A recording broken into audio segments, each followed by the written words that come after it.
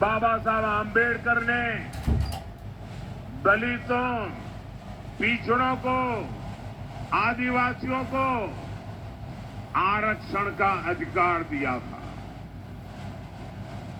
बाबा साहब ने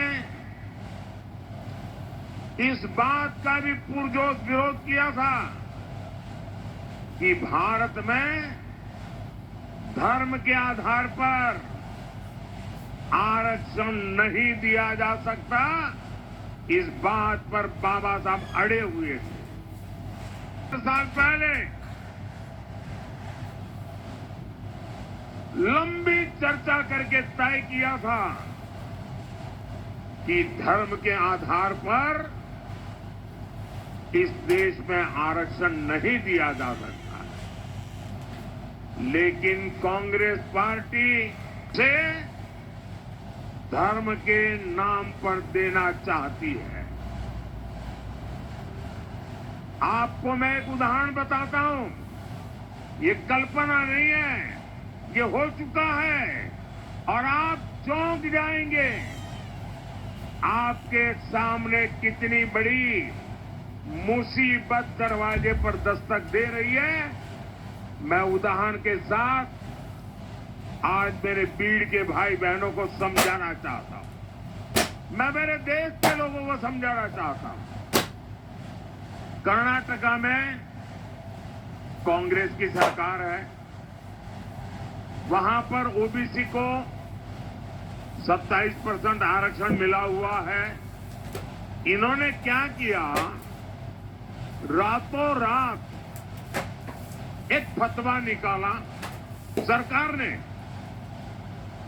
रातों रात उन्होंने एक ऑर्डर निकाला,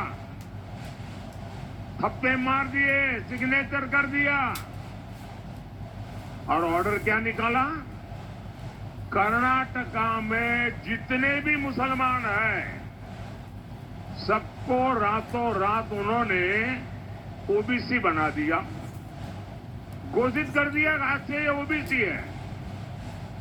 परिणाम क्या हुआ, जो ओबीसी समाज के लोगों को 27% आरक्षण मिला था, बाबा साहब आम्बेडकर ने दिया था, संविधान ने दिया था, भारत की संसद ने दिया था, रातों रात मुसलमानों को ओबीसी बनाकर उसमें डाल दिया।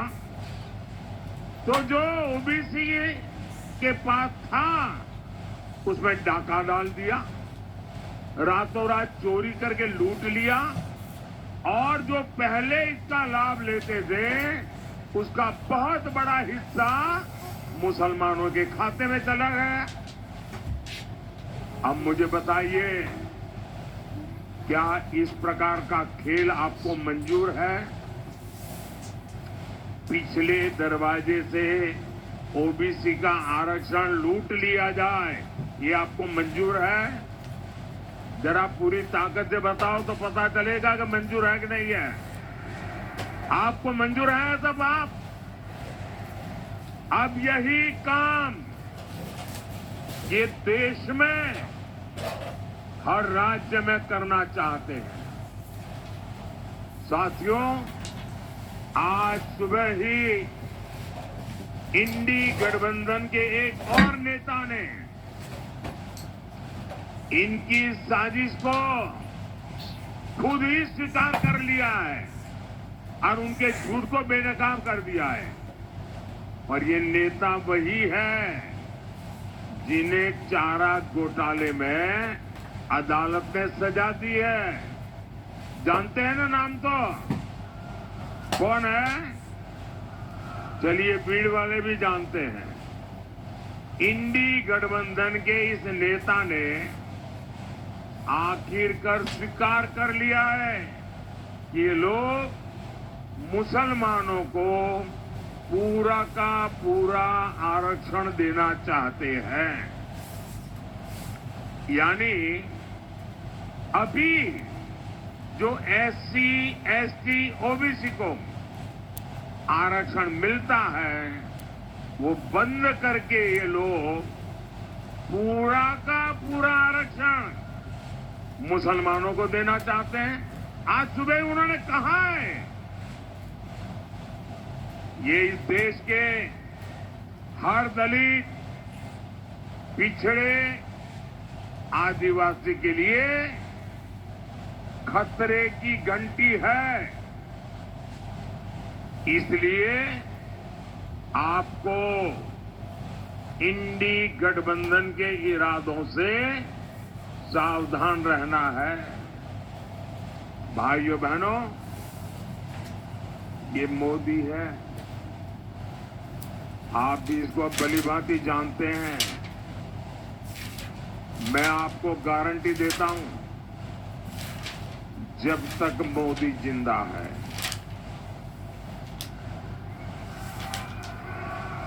जब तक मोदी जिंदा है,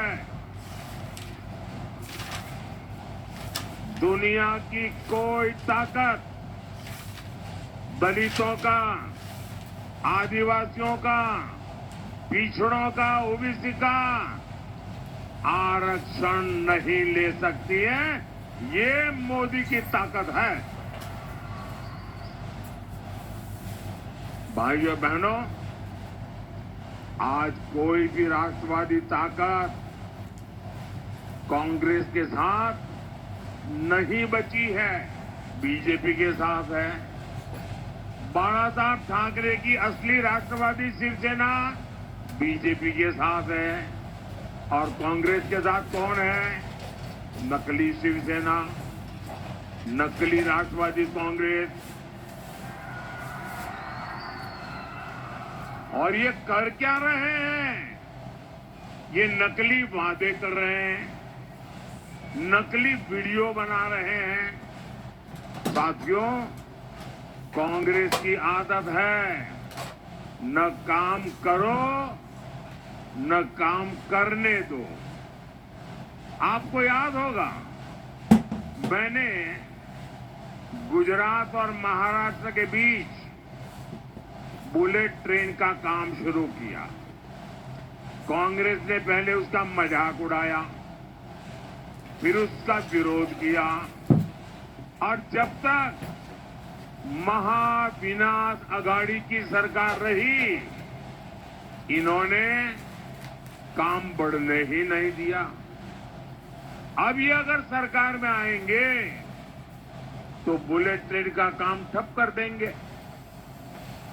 एक और बीजेपी ने अपने संकल्प पत्र में बुलेट ट्रेन के विस्तार की बात कर रही है। दूसरी ओर कांग्रेस और इंडिया गाड़ी बुलेट ट्रेन का विरोध कर रहे हैं।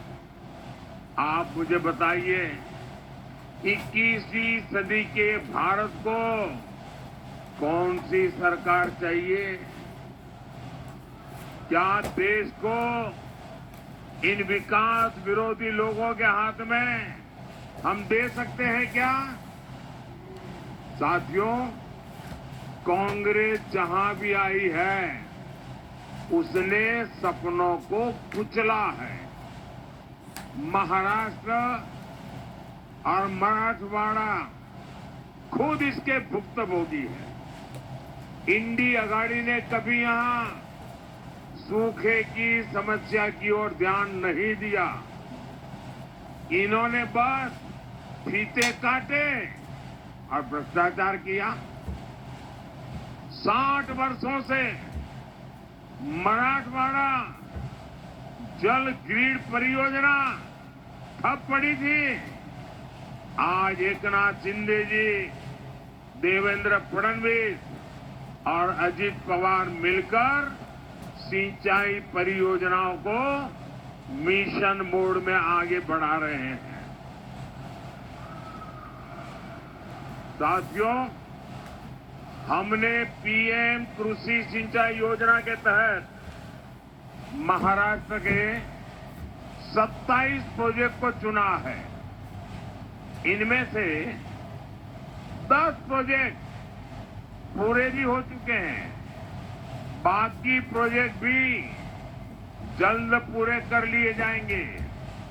जब देवेंद्र फडणवीस जी की सरकार ने महाराष्ट्र के लिए बलिराजा जल संजीवनी स्कीम बनाई थी, लेकिन इंडी अगाड़ी सरकार ने उसे भी रोक दिया था। लेकिन अब इस स्कीम को गति मिली है। एनडीए को आपका आशीर्वाद ये सुनिश्चित करेगा ये मराठवाड़ा पानी के संकट से मुक्त हो। साथियों, मोदी किसी बड़े शाही परिवार से नहीं है। वो गरीबी से निकलकर आपके आशीर्वाद से यहां पहुंचा है। मुझे पता है किसान एक फसल के लिए कितनी मेहनत करता है। उसकी फसल अगर खराब हो जाती थी तो उस पर क्या बीतती थी।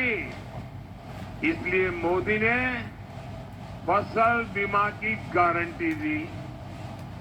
आज हर वर्ष बीड़ के किसानों को बीमा के 500 से 700 करोड़ रुपए मिलते हैं।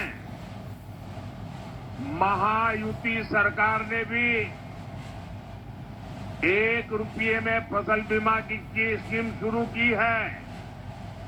महाराष्ट्र सरकार किसान सम्मान निधि में भी 6,000 रुपये जोड़कर दे रही है।